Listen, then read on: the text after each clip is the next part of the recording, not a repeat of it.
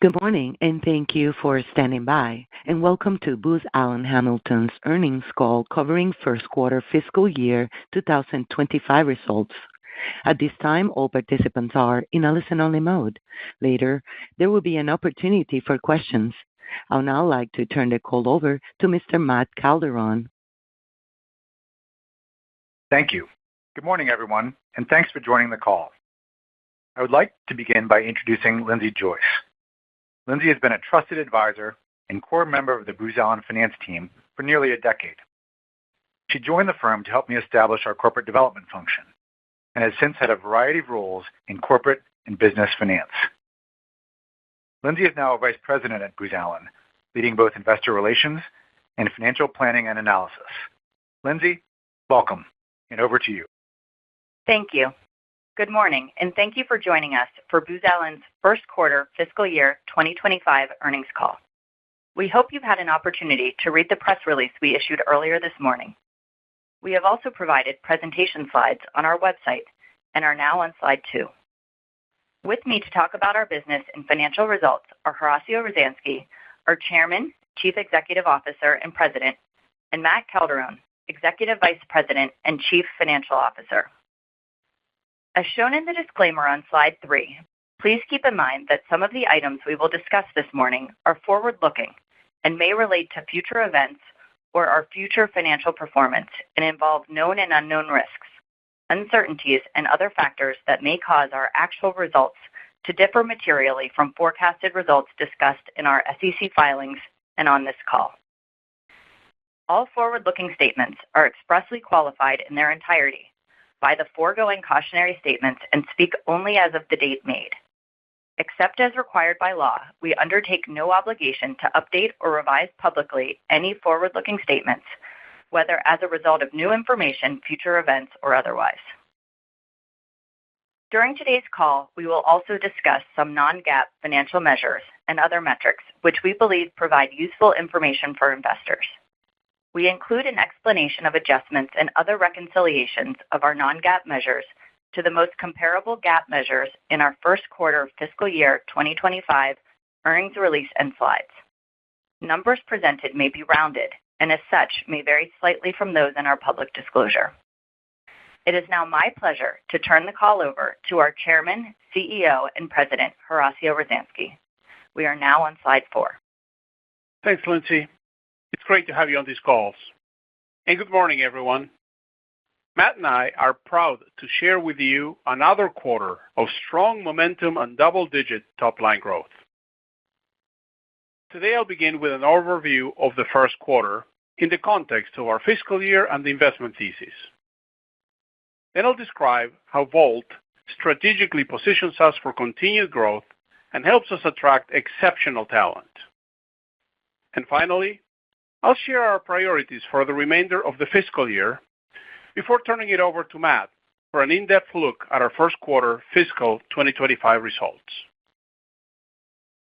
Beginning with performance, we built significant momentum in the quarter, delivering double-digit organic revenue growth. Our bottom-line performance was comparatively softer due to a combination of operational and non-operational factors, which Matt will describe momentarily. Leading indicators for the business remain strong. Headcount for the quarter was robust. Cash flow was ahead of our own internal expectations, and our 1.72 book-to-bill was excellent. So when looking at the full picture, we believe we are on track to meet our fiscal year 2025 guidance and achieve the high end of our investment thesis goals. Booz Allen's momentum shows beyond our financials. It is evident in the quality of the work we win, the innovative capabilities we deliver, and the exceptional talent we attract. This is because Volt is working. Volt, which stands for velocity, leadership, and technology, has put us at the center of the tech transformation taking place across national priority missions. Our ability to help clients utilize dual-use and leading-edge technologies faster and at scale is a powerful differentiator. At this time of historic challenge and change for our nation, Booz Allen is an innovation accelerator. This morning, let me share 3 examples that demonstrate this. The first is actually from one of the missions we have supported the longest, space. Space encompasses civilian, intelligence, and defense missions. Today, Booz Allen's space business is more than $500 million and growing. We have been a trusted U.S. space partner since the beginning, more than 60 years. From our nation's response to Sputnik, to Apollo, to the Hubble Space Telescope. And we continue to help NASA launch the future and inspire the world, working on trajectories as we did 55 years ago, using leading-edge analytics. We are the overarching system of systems integrator for Artemis, the mission to go back to the moon and create a lunar outpost for a flight to Mars. Importantly, and over the past year, Booz Allen has won several strategic contracts that position us to support and protect vital national security interests in space. 2 weeks ago, I had the opportunity to spend time with our Colorado Springs teams and visit the United States Space Operations Command to discuss opportunities to modernize our nation's space capabilities. Coincidentally, while I was there, our team successfully uploaded and made operational what we believe is the first large language model in space on board the International Space Station's National Lab. This intersection of AI and space is one of the next frontiers. And just as Booz Allen is a leading provider of AI to the federal government, we are on the cutting edge of this effort too. The second example of Volt in action is our long-standing work in Europe and our growing footprint supporting one of the most dynamic combatant commands, United States European Command, or EUCOM. Booz Allen has been a trusted partner supporting efforts in Europe for more than 30 years. Over the past 10 years, our work has grown nearly 6-fold, from about 150 to more than 800 professionals.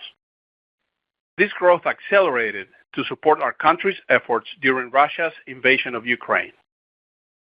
Through Volt, we had the right people and solutions at the right time to help EUCOM leverage cutting-edge data science to speed decision-making at the highest levels. That is why we are particularly proud to have won a critical recompete to continue our work supporting U.S. missions across the continent.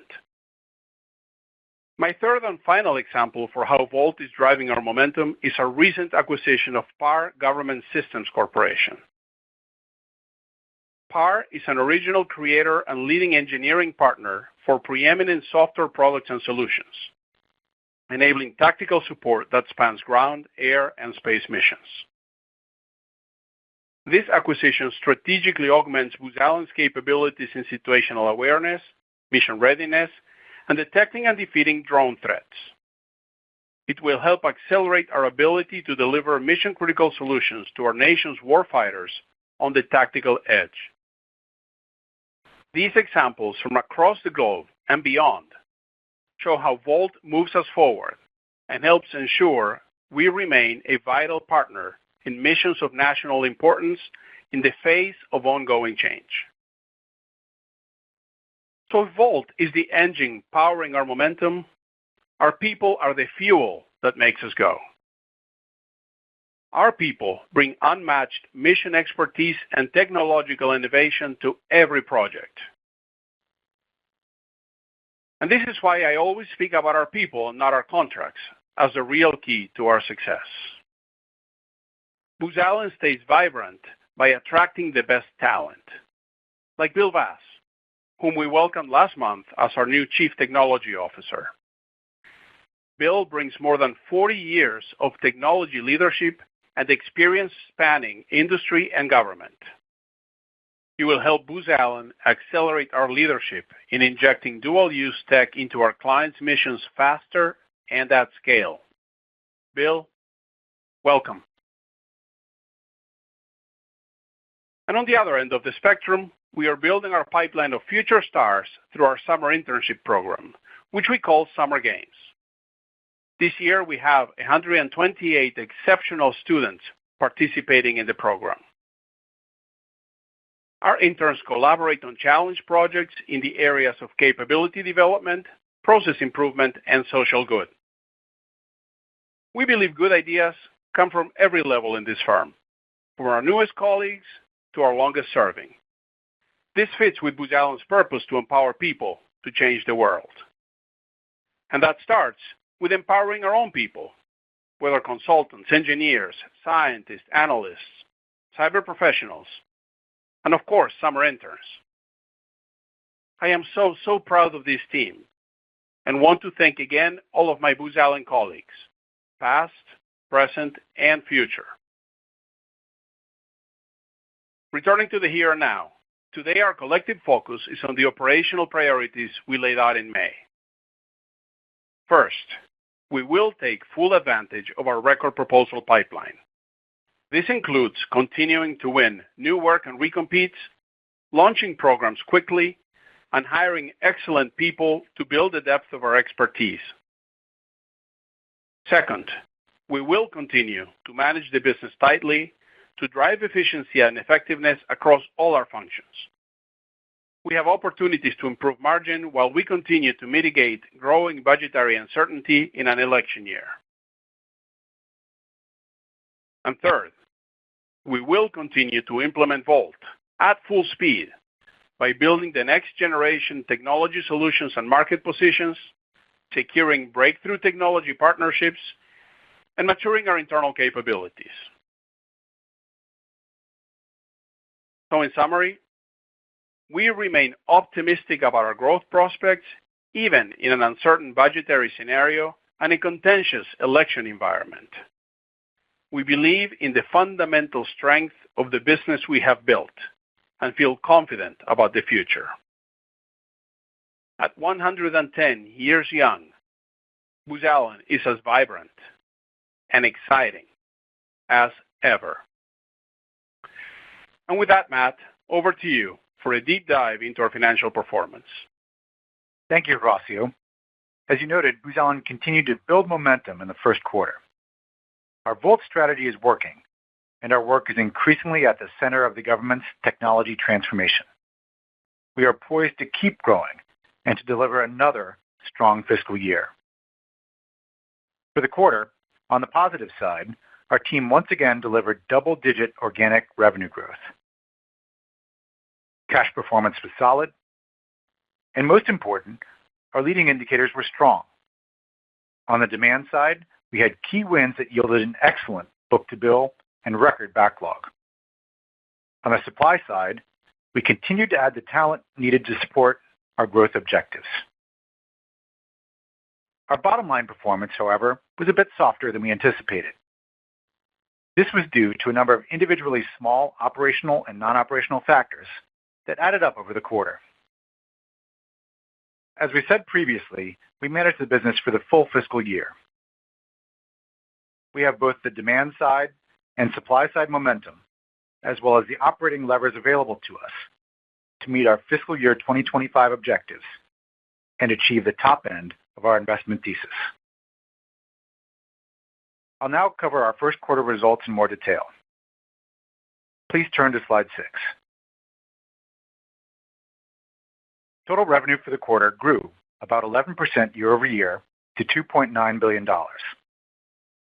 Organic revenue was up 10.6% year over year, and revenue excluding billable expenses increased 8.4%. Taking a look at the market breakdown, our defense business continues to thrive, up 16% from the prior year quarter. Our defense leaders won both recompetes and takeaway opportunities in missions of true national importance. Our civil business continues to perform well. Total revenue grew 12% year over year, and this performance was broad-based.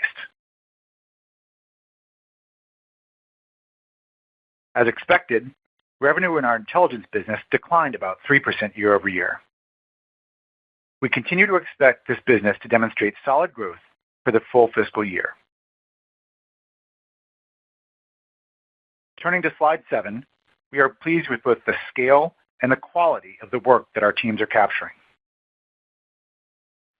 We came out of the gates strong in the quarter, taking full advantage of our robust proposal pipeline. Net bookings for the first quarter were $5 billion, and our quarterly book-to-bill was 1.72 times. This yielded a trailing 12-month book-to-bill of 1.43 times, our highest in 5 years. Total backlog as of June 30th hit an all-time record of $36 billion, up 16% year over year. And at the end of the first quarter, our qualified pipeline for the remainder of fiscal year 2025 stood at $55 billion. This is up 32% from a year ago. In short, we have the backlog and the pipeline necessary to fuel future growth. Moving now to headcount, Booz Allen closed the quarter with more than 35,000 people. We increased client staff headcount by more than 700 in the quarter, including 200 skilled professionals who joined Booz Allen through the PAR acquisition. This translated to 7.7% client staff growth year over year, ahead of our full-year goal of 3 to 5%. We continue to recruit and hire aggressively to match our demand-side momentum. Turning now to the bottom line, we generated $302 million in adjusted EBITDA in the first quarter, down 1.6% from the prior year period. Our adjusted EBITDA margin was 10.3%, down 130 basis points year over year. Our profitability came in lower than expected due to a combination of factors. On the operational side, slightly softer contract-level profitability, lower utilization, and back-weighted client staff hiring during the quarter. And on the non-operational side, slightly higher expenses on a year-over-year basis. Some of these items are non-recurring, and others are timing-related and are expected to normalize over the course of the fiscal year.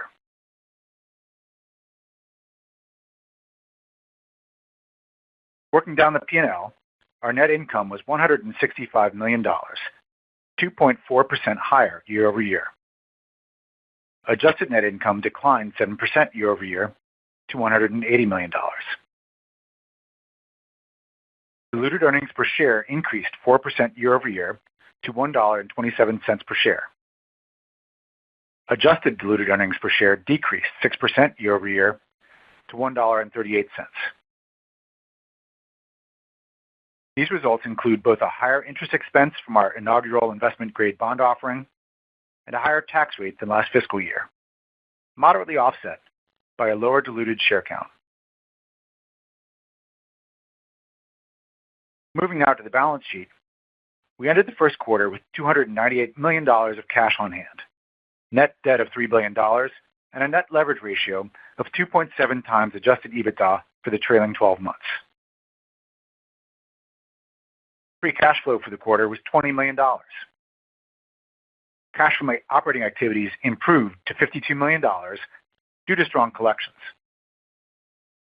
CapEx in the quarter was $32 million and includes $16 million of previously accrued expenditures that were paid in the first quarter. Our balance sheet is strong. This gives us flexibility in how we operate the business and deploy capital to generate value. Turning now to capital deployment on slide 8. We are committed to using our cash generation and balance sheet strength to drive superior value for our shareholders. In the first quarter, we deployed a total of $251 million. This includes roughly $156 million of capital returned to shareholders through almost $90 million in share repurchases at an average price of $149.74 per share, and $66 million in quarterly cash dividends. It also includes approximately $93 million for the acquisition of PAR in June. We believe this acquisition will increase the value we deliver to clients and accelerate our financial performance. We anticipate that PAR will add $80 to $90 million in revenue for the balance of this fiscal year and will be mildly accretive to earnings. We also made $2 million of strategic investments through our corporate venture capital program, including our recently announced investment in Quindar, an early-stage commercial space technology company. Finally, I'll note that our board has approved a quarterly dividend of 51 cents per share, which will be payable on August 30th to stockholders of record as of August 14th. Now for a look ahead. We believe we have the momentum and operating flexibility to deliver strong top and bottom line performance for the full fiscal year. Please turn to slide 9 as I run through our fiscal year 2025 guidance. At the top line, we expect revenue growth of 8 to 11%. We expect to deliver adjusted EBITDA dollars in the range of $1.26 to $1.3 billion.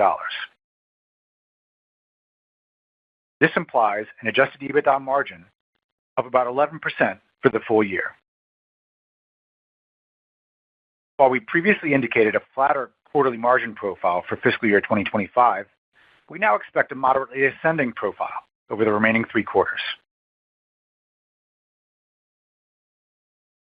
Our ADEPS guidance range is between $5.80 and $6.05 per share.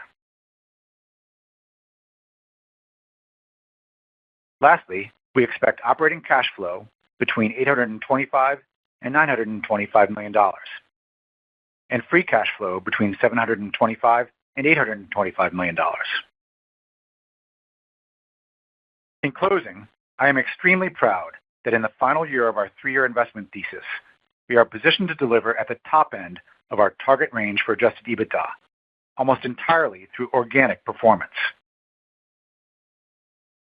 We continue to build our business for the future and are forging ahead with confidence. With that, operator, let's open the line for questions.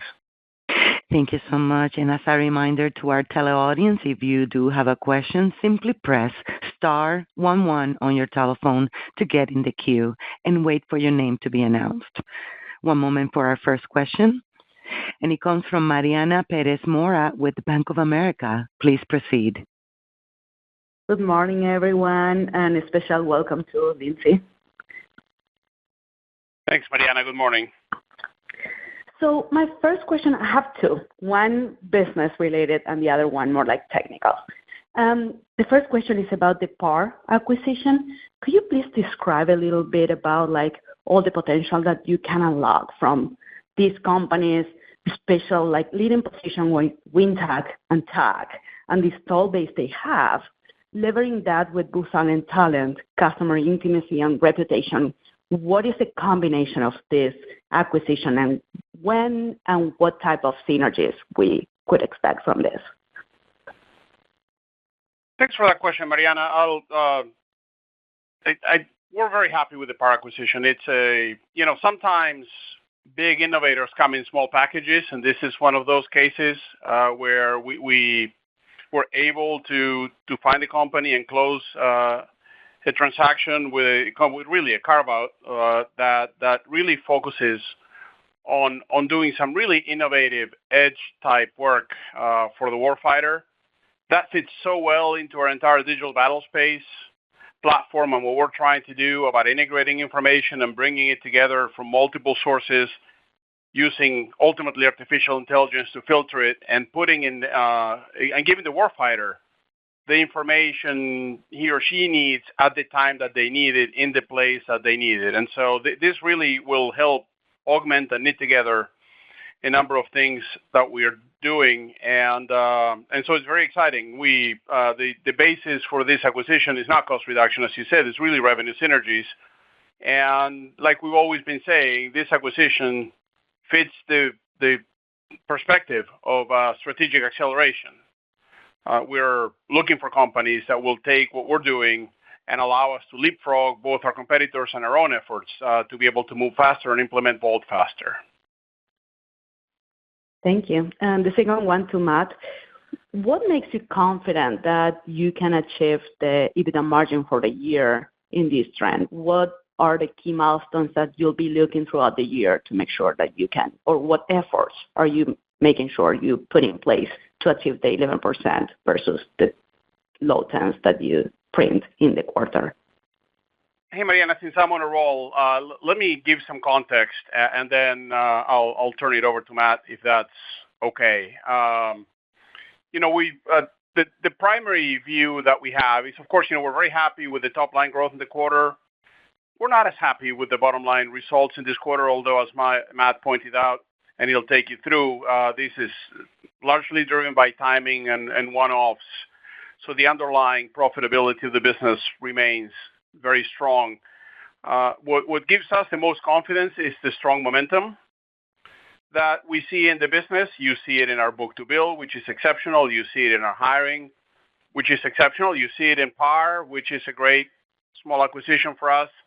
And when we put all of that together, we are confident that we can achieve the objectives for FY25 and then deliver at the top end of our investment thesis. And I think what's really important is inside all of these numbers, we continue to invest in the things that are making Vault accelerate us, because Vault is working. We're winning not just a lot of work, but the type of work we want, and I'm sure we'll talk more about that. We're attracting exceptional technical talent that probably wouldn't have happened to Booz Allen 5 years ago. And we're positioning strategically to keep bringing leading-edge technology to missions of national importance, which is both an accelerator in the near term, but also gives us resiliency at a time of political uncertainty, of budgetary uncertainty, and the like. So against that frame, I'll turn it over to Matt. Yeah, thanks, Horacio. And just to add to that, Mariana, we've talked about this in the past. We manage the business for EBITDA dollars, not margin.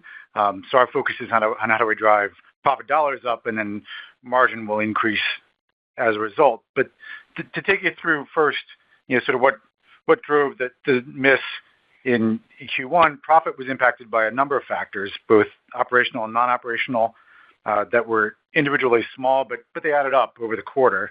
And as Horacio mentioned and I said in the prepared remarks, a significant portion of these were timing related or non-recurring.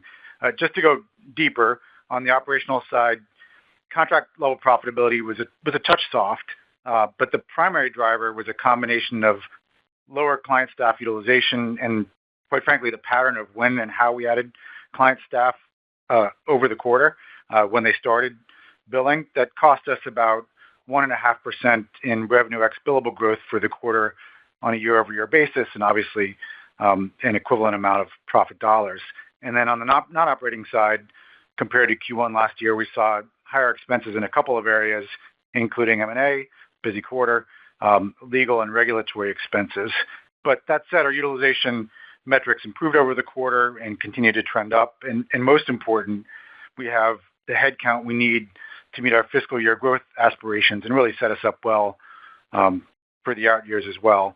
So we're confident we have both the momentum and the operating levers, if needed, to deliver another really strong year on the bottom line. Thank you very much. Thank you. One moment for our next question, please. And it comes from the line of Sheila Kahyaoglu with Jefferies. Please proceed. Good morning, Horacio and Matt and Lindsay. Thank you so much. So maybe just to continue on that topic, Matt and Horacio, I know you're going to get a lot of questions on this margin. Matt, I don't know if you're willing to quantify that 130 basis point contraction year over year. How much of that was just timing of the hiring and client utilization versus contract structure and M&A fees, et cetera?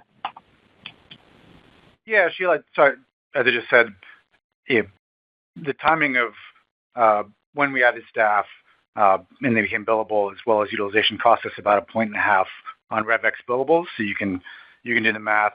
And in terms of what that meant from a profit side, I would say second, contract level profitability was a little bit soft. And then, we probably had an equivalent amount on the non-operating side in terms of, these one-time and timing-related activities.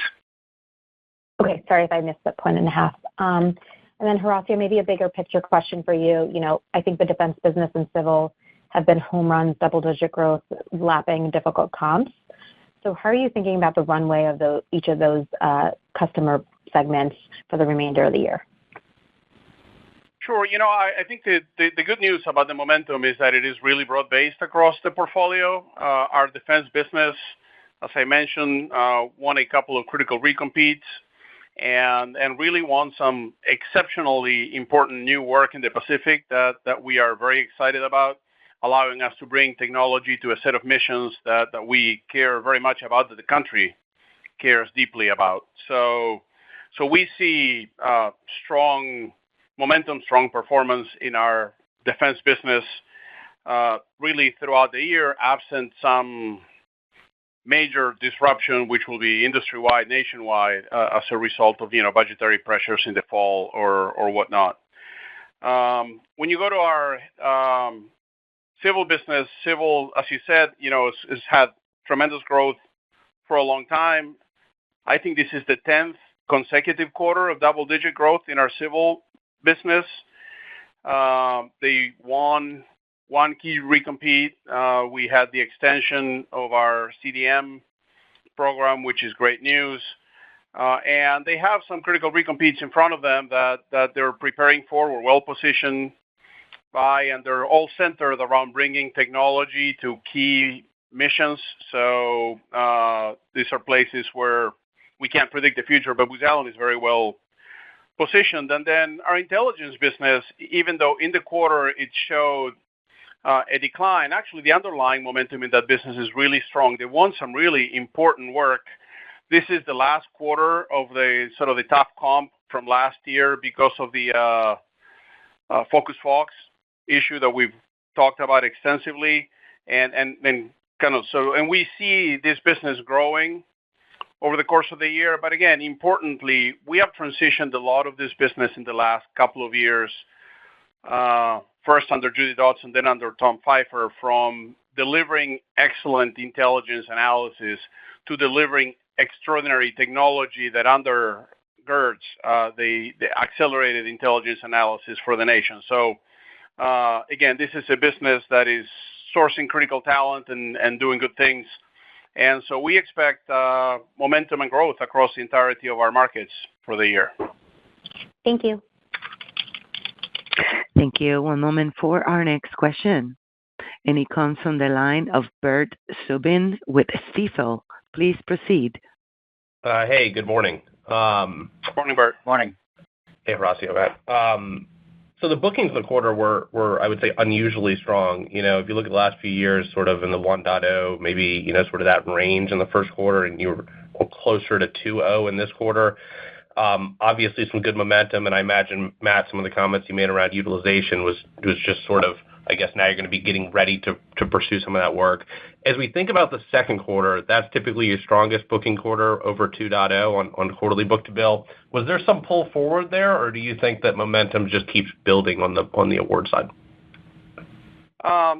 Thanks for the question, Bert. The way to think about it is there's really strong underlying demand, strong momentum, and a good budget right now. And so based on those fundamentals, you would expect to see a good demand quarter this quarter. Our tactical sales engine is second to none, as you know, and our ability to take advantage when clients have money in their budgets and missions that matter to them, they take advantage of that opportunity to help them do it and to sell hard against it is something we've done for years.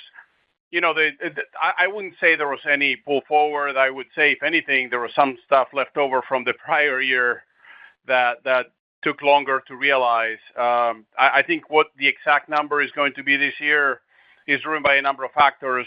Even if we win a lot of work, the large contracts tend to get protested, and your guess is as good as ours as to when something comes off protest. But, the reality is we have ample demand, we have ample ceiling, and we have the headcount to deliver against our commitments for the year. Got it. Maybe just to follow up on that point, you mentioned recompetes earlier, Horacio, and you said you've seen some pretty good momentum there in terms of winning your recompetes. You highlighted last quarter that this was a higher than average recompete year. Can you just give us a sense for where we stand? Are you through some of the larger ones you've been watching, or are those still out in front of you? Yes and yes, I suppose. As you know, we built a portfolio that is really enviable in terms of the work that's there, the quality of the work that's there, and how the underlying contracts grow. And when a recompete comes, it's really a recompete plus, because it generally comes with additional scope and significant increase in ceilings. As you said, we've been through some of those very successfully. There's a few of those left on the year that we obviously want to deliver against, and we want to win. But importantly, the overall pipeline is really, really healthy. As Matt pointed out, we have a $55 billion pipeline that we're prosecuting actively, and that's up 32% year over year. So the demand condition is really good, is really strong, and we intend to continue to win as much as we can. Thanks, Horacio, and welcome, Lindsay. Thank you.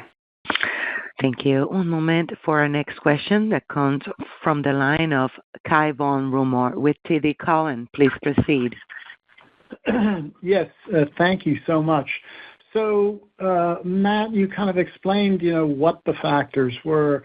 I guess I'm kind of interested to know why the factors were. Why, did you lose the 1.5? Because, the timing and utilization, because basically you've been talking about using AI so that, you've basically been doing better there until this quarter. And then secondly, you mentioned the regulatory, legal, M&A expenses. Those are presumably timing, and how should we think as we look at the next quarter? I mean, are we going to see more of this sort of delay, so the second quarter is sort of still a little disappointing, or does it get a big snap back?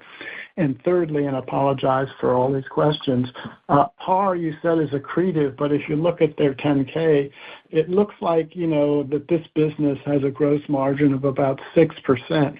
So how does it become accretive on your numbers? Thanks. Yeah, thanks, Kyle. I'll try to take them in turn, but if I miss one, please bring me back. Right. First, just to dig a little deeper into utilization, and Bert mentioned this, it really was a combination of factors, right? Both prosecuting and ramping up for a significant proposal pipeline, including some meaningful new wins. We had some one-off contract-related issues, for example, the delay in funding for Ukraine, more people go out on military leave, and honestly, we can run the business a little tighter. We've been in a pretty heavy investment mode. We remain in investment mode, but our market leaders know what they need to do there. And from a perspective of just when we added staff over the course of the quarter, typically intra-quarter numbers don't matter, but it happens. Q1 last year, we added a lot of staff early in the quarter, and Q1 this year, not just through the PAR acquisition, but even organically when staff started, it was towards the back end, so that adds up to the 1.5. But as I mentioned in response to an earlier question, utilization's been ticking up. We feel good about where that's headed. On the non-operational side, you're right. A lot of it's one-off or timing related. I don't want to get into Q2, but obviously we feel very comfortable about our ability to deliver the full fiscal year. And then on PAR, we've gotten this question quite a bit. Obviously, PAR itself, being a public company, they had to disclose how they broke out their accounting. I think it'll look somewhat different under our model. We're comfortable that it'll be very mildly accretive this year, which is not bad in year one of an acquisition.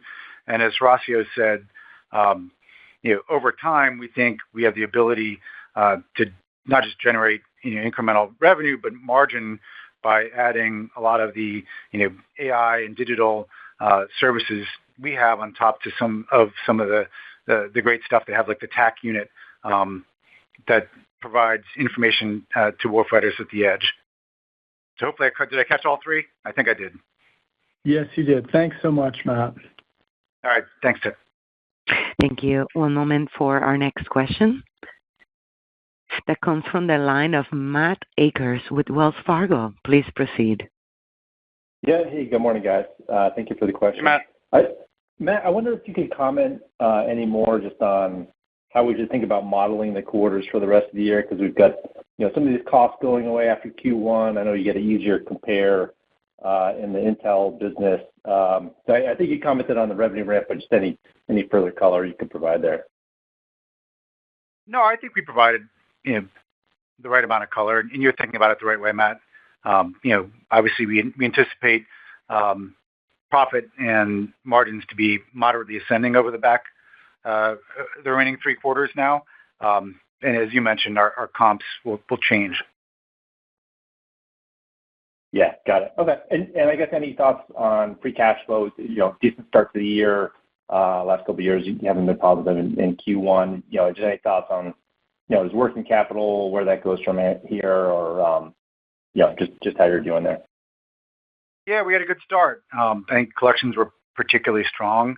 As we talked about this for the past couple of calls, we aspire to return to free cash flow conversion rate of 100% or greater, and we're on a good vector to get there. Okay, thank you. Thank you. One moment for our next question.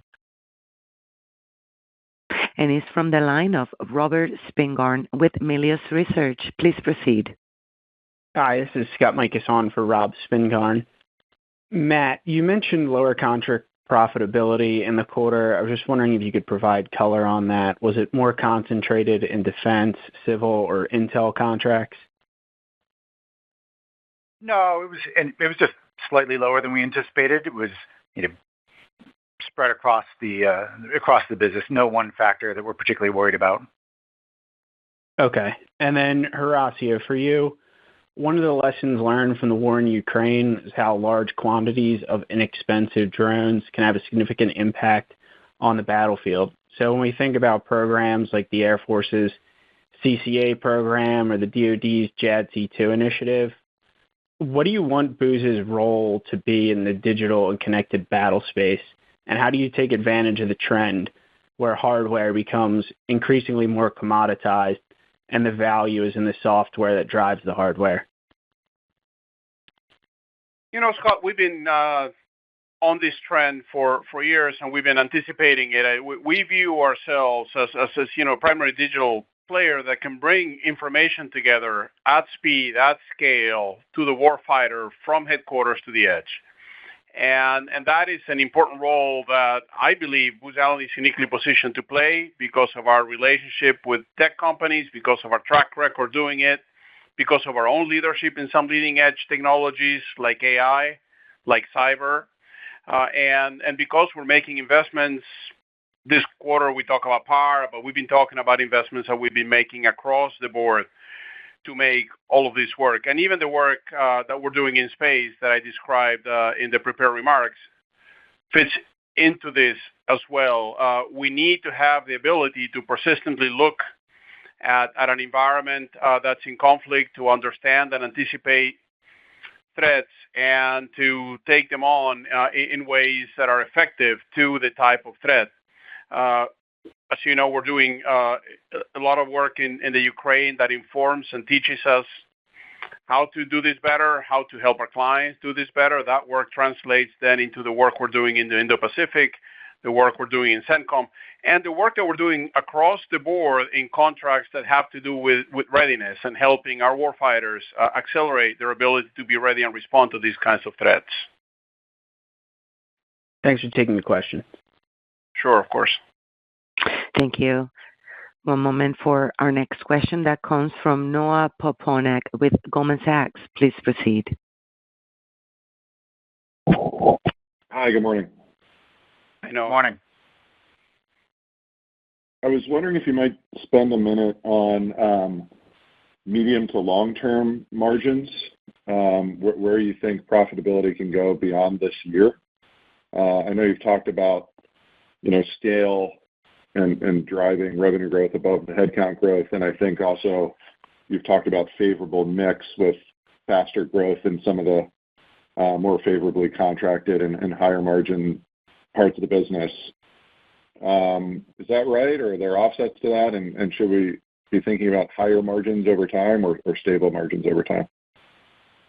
Why don't I start, and then I'm sure Matt will want to add to this. Let me start by saying, I'll take us back to the investment thesis. About 3 years ago, when we gave you our outlook, we said we thought margins were going to be in the mid-tens to be able to invest in the business and invest in all of these new technologies that were going to drive the next wave of growth.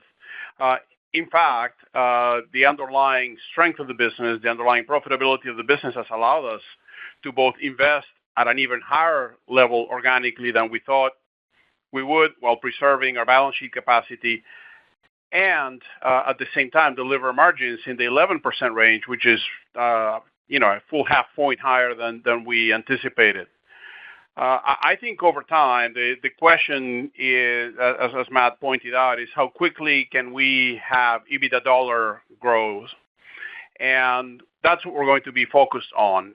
There's opportunities in the near term to accelerate that we're talking about it for this year. But there's opportunities in the long term, especially as outcome-based contracting and some of the other trends that we are anticipating and preparing for take more hold for overall profitability to continue to accelerate. Now, exactly when that is going to happen, I'm describing some long-term trends to you. I would not want to ascribe that to any given immediate fiscal year. But over the long term, we're very optimistic about Booz Allen's ability to drive above market profitability growth rates. Okay. Yeah, I agree. I think, you have the basic factors outlined. It's a question of our current contract mix and how does that evolve. We're generating scale in the business. How do we use that scale? And then to what extent can we build more of an outcome-based contracting business? And we've said that's something we aspire to. A lot of folks in the industry aspire to. But that's going to take a while. Okay. And with regard to the top line, I guess the total organic revenue growth rate in the quarter is kind of at the high end of the range for the year. The compares get a little easier through the rest of the year. I guess, what are the risk factors we should be contemplating for, what would take you to the low end now with 9 months left in the year? I can start. I think obviously environmentally, we all need to be very mindful of the fact. We are very mindful of the fact that this is an election year. This is a particularly challenging election environment with, just in the last 2 or 3 weeks, the picture has changed so many times, and I assume it will continue to change, or it may not, but it is unpredictable, and that tends to have an impact on the way Congress behaves around passing appropriations bills and then continuing resolutions and so forth. And so we're very mindful of that. We are continuing to monitor it closely and doing all the things we need to do internally to be successful, whether we have a stable budget environment, which would be ideal, or a more unstable one. Beyond that, we continue to work on a number of recompetes that obviously we want to win, and we continue to prosecute a very healthy pipeline, which we hope we will have significant wins in there, which will continue to push and accelerate our business. But if that decelerated, then you would see some impact on that. But on the whole and on the main, while we're cognizant of the risks and not dismissing any of them at all, we're optimistic. We're optimistic about the year. We're optimistic about our momentum, and we're optimistic about what happens even beyond this year. Okay, great. Thank you so much. Thank you. One moment for our next question that comes from the line of David Strauss with Barclays. Please proceed. Hi, good morning. Thanks for taking the question. This is actually Josh Korn on for David. So I just wanted to ask how you expect the cost base to break out as a % of sales this year as compared to last year. So in other words, COGS, billables, SG&A. Thanks.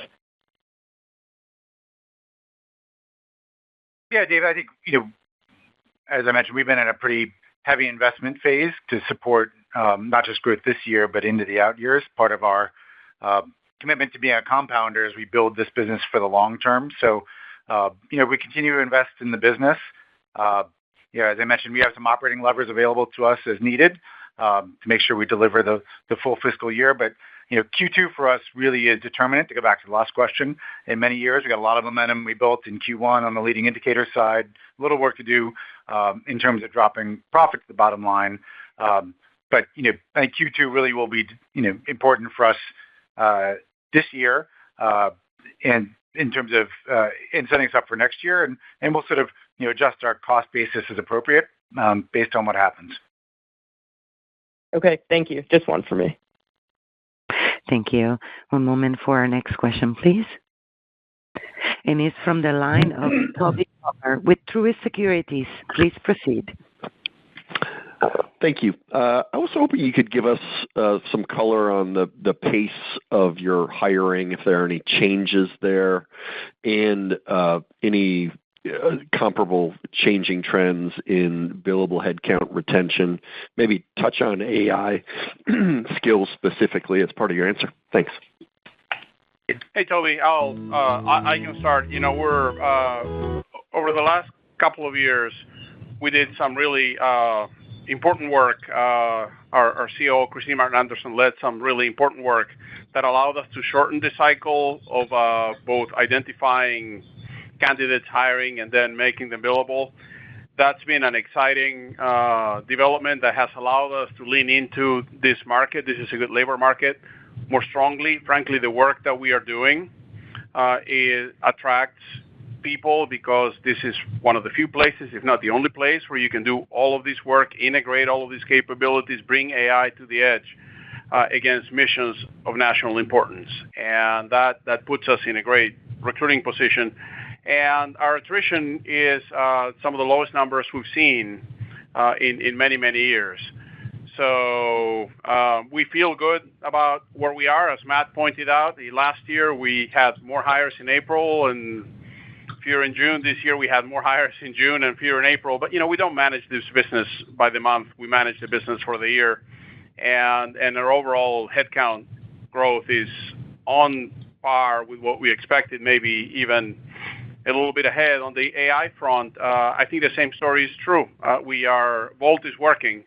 We are winning work that is exciting, and it's allowing us to attract talent that in itself creates its own differentiation. And when you put that together with intellectual capital that Booz Allen has, with the track record that we have, it's really a differentiating position. Yeah, just to give you a couple of numbers to build on that, I was talking to Christine last night about this. Applications to Booz Allen in Q1 were up 33% year over year. And attrition, as Horacio said, we keep calling it historically low, but it's now 7 consecutive quarters of historically low attrition. So I think we need to adjust our baseline. It just speaks to the quality of the work we're doing and the quality of our value proposition. I've said it before, but it bears repeating. Slightly over a third of our hires come from employee referrals, and that speaks to the fact that people who are here not just want to stay here, but they want to refer their friends. Toby? All right. I'm going to go to our next question on the queue. Comes from the line of Louis DiPalma with William Blair. Please proceed.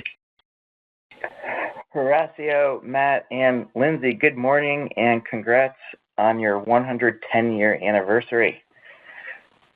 Thanks, Louis. Thank you, Louis. 3 years ago, you guys had a couple of percentage points of exposure to Afghanistan, which was a headwind during the wind down, if I recall correctly. And Matt, you mentioned how you were recently impacted by a delay in funding to Ukraine. So along those lines, can you quantify Booz Allen's exposure to Ukraine if funding for that conflict were to dry up with the new administration? Let me start. I mean, as I mentioned in the prepared remarks, we have about 800 people working across European Command. And that's not only Ukraine. That is a very broad-based level of support across the entire mission in the entire continent.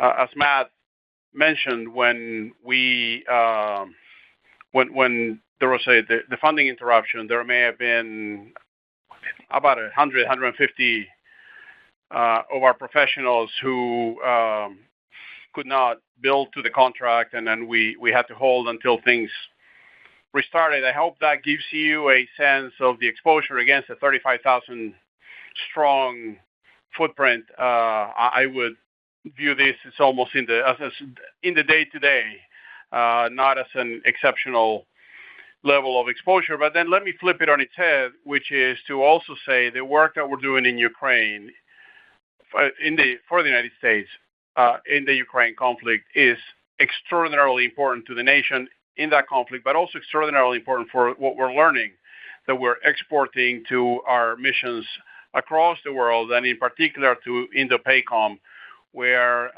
as I've said before, our goal is to be a leading provider of the fusion of information that is going to be required to be able to deter conflict in that theater. So this is really exciting work.